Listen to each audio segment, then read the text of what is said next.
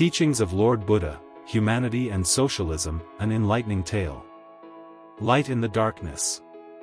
Near Kushinagar, there was a village deeply divided between the rich and the poor. On one side, there was royal luxury, on the other, starving children. When Lord Buddha saw this, he chose to stay there. 3 people came to hear his sermon. 1. A greedy merchant trapped in his obsession with wealth. 2. An exploited laborer neglected by society. 3. A young student in search of life's purpose. Chapter 1. The Illusion of Wealth and Collective Well-Being. The merchant asked, "Banti, I've earned so much wealth, yet I live in constant fear of losing it.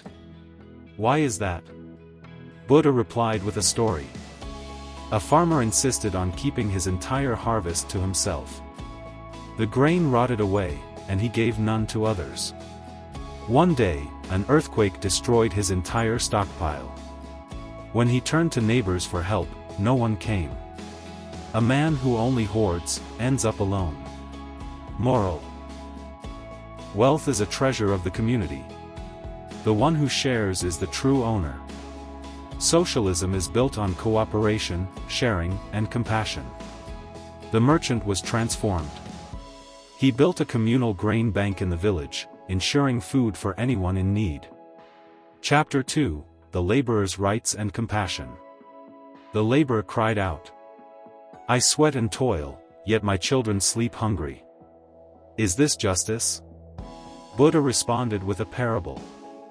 By the river, there stood 2 trees. One offered shade to every traveler. The other shrank in selfishness. In time, villagers nurtured the generous tree, and the selfish one withered away. Moral: exploitation weakens society. A true capitalist ensures fair wages for every worker. Socialism demands work for every hand, food for every mouth. Inspired, the villagers formed a labor union and together set a fair minimum wage. Chapter 3. Education and Social Equality. The student asked, "Master, how can there be equality without education?" Buddha lit a lamp and said, "This lamp can be seen by both the rich and the poor. Knowledge must be the same, accessible to all. So long as education is reserved for princes, inequality will remain." Moral: the gift of knowledge is the highest gift. Let children of all backgrounds study together. True socialism thrives when education and resources reach everyone. The student opened a free school in the village where Brahmins and Shudras learned side by side. Conclusion: Buddha's final message. The 3 individuals helped transform the village. Buddha offered his final words. Humanity is the only true religion, one that knows no discrimination. Socialism is not just an ideology, but compassion in action. As long as even one person is hungry, your meal is incomplete.